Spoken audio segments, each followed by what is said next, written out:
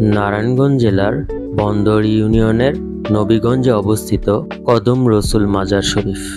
একদম শীতলক্ষ্যা নদীর পার ঘেঁষেই তৈরি কদম রসুল দরগাটি।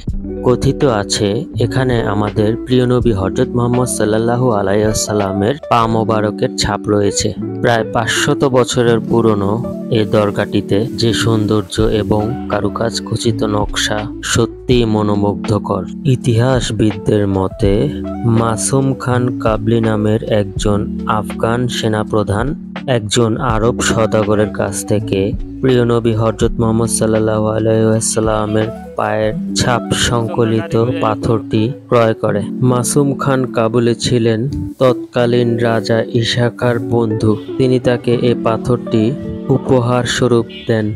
এর অনেক পরে সপ্তদশ শতাব্দীর শেষের দিকে গোলাম নবী নামের একজন ঢাকার জমিদার এই পাথরটি নিয়ে এক গম্বুজ বিশিষ্ট একটি দরগা নির্মাণ করেন এবং পাথরটি ওই দরগার উপরে স্থাপন করেন। পরবর্তীতে তার ছেলে বর্তমানে যেখানে দরগাটি অবস্থিত সেখানে এই পাথরটি স্থাপন করেন।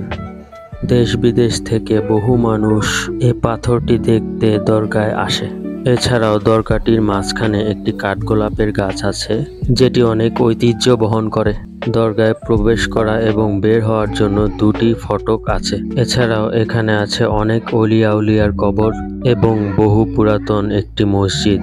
তো বন্ধুরা, অবশ্যই একদিন নারায়ণগঞ্জ বন্দরে এসে কদম রসুল মাজারটি ঘুরে যাবেন। আর অবশ্যই আমার প্রোফাইল এবং পেজে ফলো, লাইক এবং শেয়ার করে দেবেন।